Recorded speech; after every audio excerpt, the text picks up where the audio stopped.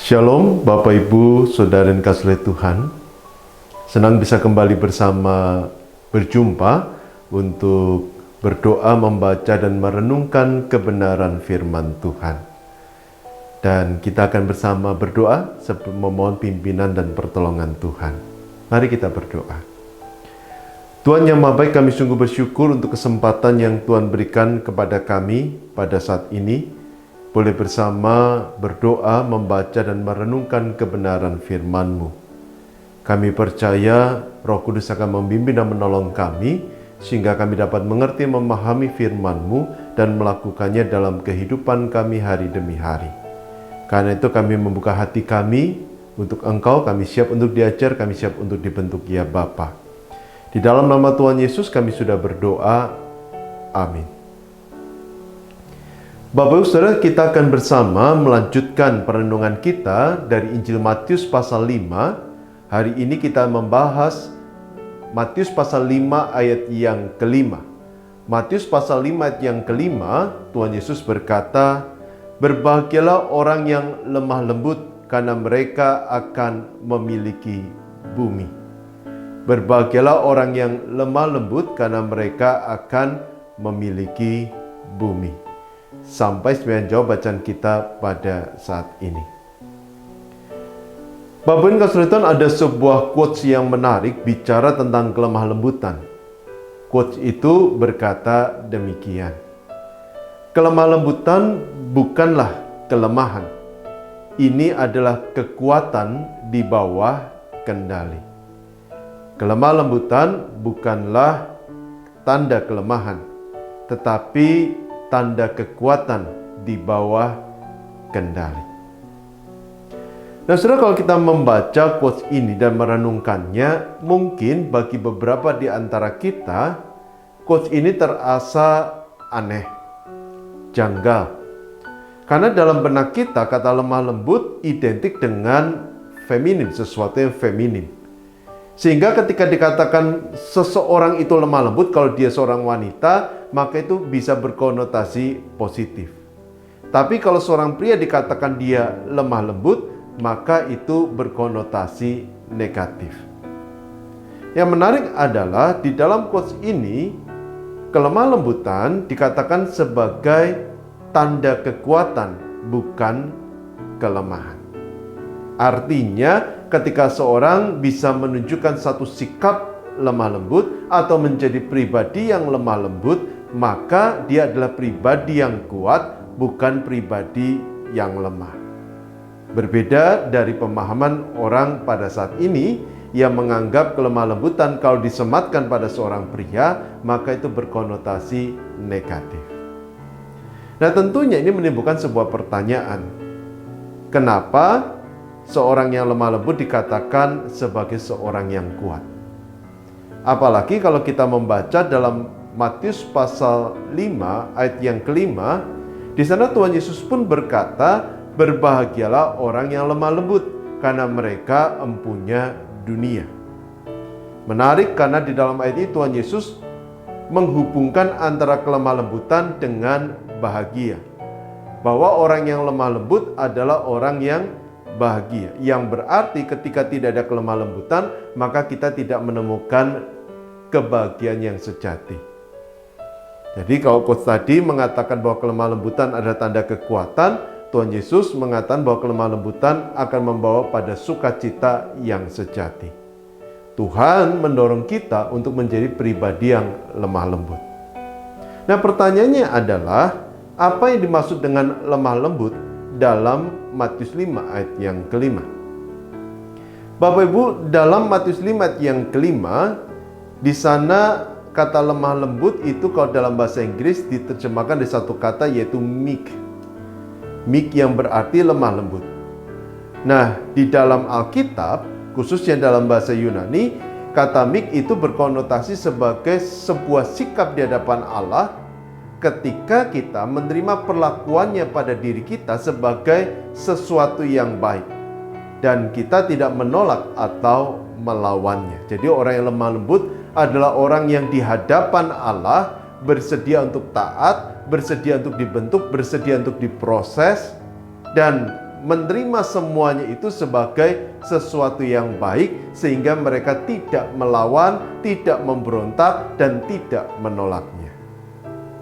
Nah, kalau Bapak Ibu mau mendapatkan sebuah gambaran tentang sosok yang lemah lembut, maka kita bisa melihat pada diri Tuhan Yesus. Tuhan Yesus dalam Injil Matius berkata, "Aku lemah lembut dan rendah hati." Dan itu terbukti Bapak Ibu dalam kehidupannya, khususnya dalam pelayanannya bersama dengan para murid. Tuhan melalui begitu banyak tantangan kesulitan, menghadapi begitu banyak penolakan, tetapi Dia dengan setia mengerjakan semuanya karena Dia tunduk pada kehendak Sang Bapa. Dia tidak menolak, Dia hanya taat. Dia tahu ada yang baik yang Allah rancang di balik semuanya, dan karena itu Dia tetap taat dan setia di tengah begitu banyak tantangan dan kesulitan. Bahkan ketika Tuhan Yesus ditangkap di Taman Getsemani, kalau kita ingat semua cerita itu, pada saat itu para hamba imam besar datang untuk menangkap Tuhan Yesus di Taman Getsemani. Salah satu murid lalu menghunus pedangnya dan memotong telinga salah satu hamba imam besar itu. Tuhan Yesus berkata, "Masakan kamu menganggap aku tidak bisa mendatangkan malaikat untuk membebaskan aku?" Tetapi Tuhan tidak melakukan itu. Tuhan bisa, tetapi Tuhan tidak melakukannya karena Dia memilih untuk taat kepada Bapanya.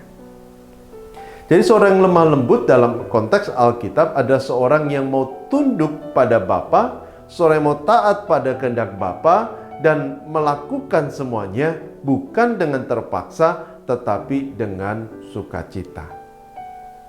Nah, sampai pada titik ini menjadi pertanyaan adalah, apakah kita, Bapak Ibu Saudara dan saya, apakah kita sudah menjadi pribadi yang lemah lembut? Yang menarik di dalam Injil Matius 5 yang kelima, di sana dikatakan bahwa orang yang lemah lembut adalah orang yang berbahagia. Kenapa mereka dikatakan sebagai orang yang berbahagia? Karena merekalah yang empunya dunia. Nah, Bapak Ibu, satu janji yang sama juga pernah diungkapkan oleh sang pemazmur dalam Mazmur 37 ayat yang ke-11. Ketika sang pemazmur berkata, "Tetapi orang yang rendah hati," kalau dalam bahasa satu Alkitab dalam bahasa Inggris dikatakan meek atau lemah lembut, akan mewarisi negeri dan bergembira karena kesejahteraan yang berlimpah-limpah. Menarik bagaimana Tuhan dalam Matius 5 yang kelima dan sang pemazmur dalam Mazmur 37 yang ke-11 memberikan sebuah formulasi yang sama, bahwa orang yang lemah lembut akan mewarisi sesuatu. Orang yang lemah lembut akan mewarisi dunia. Orang yang lemah lembut akan mewarisi negeri. Nah, apa artinya? Bapak Ibu, kalau kita memahami arti kata lemah lembut, maka kita menyadari bahwa ini sesuatu yang wajar. Karena orang yang lemah lembut adalah orang yang kembali dia taat pada Tuhan dan melakukannya dengan sukacita tanpa terpaksa. Dan orang seperti ini atau sikap seperti ini hanya ditunjukkan oleh orang-orang yang hatinya sudah diperbarui oleh Tuhan. Kalau seseorang belum mengalami karya pembaharuan Allah, maka dia tidak akan bisa menjadi pribadi yang lemah lembut. Karena di dalam hati yang dipenuhi dengan dosa akan ada kesombongan, ada rasa egois, sehingga dia tidak akan mau taat kepada Bapa. Tetapi seorang yang sudah diperbaharui hatinya, dia akan dimampukan dengan bimbingan Roh Kudus menjadi pribadi yang lemah lembut. Jadi dengan kata lain, seorang yang lemah lembut adalah seorang yang punya relasi dengan Bapa. Seorang yang mau taat kepada Bapa. Seorang yang bersedia dibentuk oleh Bapa. Dan bukan hanya itu saja. Orang yang lemah lembut adalah orang yang sudah menyadari kasih karunia Allah sehingga dia mau taat pada kehendak Sang Bapa dengan sukacita, bukan dengan terpaksa. Jadi dengan kata lain, seorang yang lemah lembut atau kelemah lembutan adalah ciri dari seorang yang mengalami karya keselamatan Allah. Ciri dari seorang yang sudah diperbaharui oleh Allah. ciri dari seorang yang beriman kepada Allah. Sehingga tidak heran kalau Tuhan Yesus berkata, barang siapa atau berbahagialah orang yang lemah lembut karena mereka akan memiliki bumi. Artinya mereka adalah orang-orang yang sudah dimenangkan oleh Tuhan, sudah menerima kasih karunia, keselamatan dan hidup yang kekal. Dan orang-orang seperti ini akan taat, tunduk kepada Sang Bapa dengan penuh sukacita. Nah, saudara, menjadi pertanyaan adalah apakah saudara sudah menyadari bahwa saudara sudah menerima keselamatan dari Tuhan? Apakah saudara percaya bahwa Allah telah mengaruniakan hidup yang kekal kepada kita? Dan apakah saudara mau meresponi anugerah Allah dengan tunduk dan taat kepada Tuhan di sepanjang kehidupan kita? Kalau iya, Roh Kudus akan membimbing menolong kita untuk selalu menjadi pribadi yang lemah lembut di hadapan Allah. Disitulah Roh Kudus juga akan mengaruniakan kebahagiaan yang sejati dalam hidup kita. Amin. Mari kita bersama berdoa. Tuhan, terima kasih untuk firman yang boleh kami baca renungkan bersama pada saat ini, yang mengingatkan kami bahwa sebagai orang-orang yang telah menerima keselamatan dari Tuhan, sudah seharusnya kami bersikap lemah lembut. Bukan bersikap lemah gemulai, tetapi justru menunjukkan ketaatan dan penundukan diri di hadapan Bapa. Melakukan kehendak Bapa dalam situasi kondisi apapun. Melakukan dengan setia sampai akhir hidup kami. Terima kasih ya Tuhan, kami sungguh bersyukur untuk firman ini, dan kami percaya Roh Kudus akan menolong kami untuk menjadi pribadi yang lemah lembut seperti yang Tuhan ingini. Berkati juga ya Tuhan untuk setiap Bapak Ibu Saudara yang boleh beribadah bersama pada saat ini. Tuhan yang melawat, Tuhan yang menjamah, Tuhan yang melembutkan, Tuhan yang karuniakan keselamatan. Sehingga kami semua boleh menjadi anak-anak Tuhan yang telah menerima karunia dari Tuhan. Mampukan kami untuk menjadi pribadi yang lemah lembut seperti yang Tuhan ingini. Berkati juga pekerjaan, usaha kami, berkati studi kami, berkati keluarga kami, dan berkati saudara kami yang sakit. Berkenan Tuhan menjamah, melawat, dan memulihkan. Terima kasih ya Tuhan. Kami sungguh bersyukur dan menyerahkan doa ini dalam tangan kasih-Mu. Kami juga mohon berkenan Tuhan mengulurkan tangan dan memberikan berkat. Bapa yang kasih Tuhan, Allah yang lemah lembut, Dia mengasihi saudara. Dia mencurahkan kasih karunia dalam hidup saudara. Dia menguatkan, menolong, menopang hidup saudara dari sekarang sampai selama-lamanya. Amin. Tetap sehat, tetap semangat, jadilah pribadi yang lemah lembut, pribadi yang sungguh mensyukuri karunia Allah dan meresponi dengan ketaatan kepada Tuhan.